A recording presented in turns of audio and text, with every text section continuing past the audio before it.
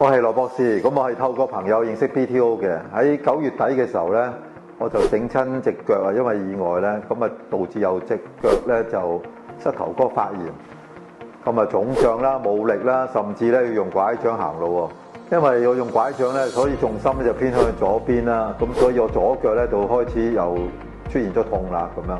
咁喺意外整親大概1個星期之後呢，我諗起 BTO 嘅朋友啦 Sandy 啦 ，BTO 咧嘅修復細胞嘅療程咧，確實幫我減輕咗個痛楚。咁啊，亦都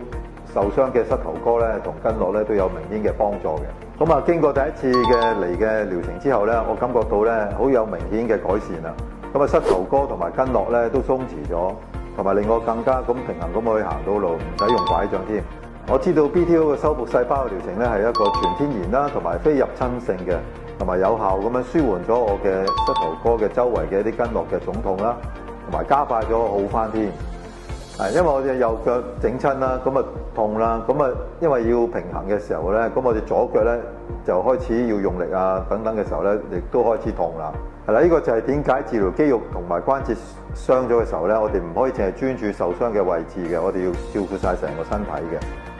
BTO 嘅修復細胞嘅療程咧就可以做到一點啦。佢唔單止淨係針對我受傷嘅位置啦嚟修復嘅，佢仲可以咧俾我知道點樣去改善我行路啦同埋上落樓梯嘅姿勢嘅，幫到我咧恢復正常嘅身體機能同埋運動嘅情況，令我第時咧冇咁容易受傷。好滿意 BTO 嘅修復細胞嘅療程啊！咁我就用咗個零禮拜嘅時間咧，就喺呢度咧就用咗3次嘅療程咧，咁啊令到好快脆好返。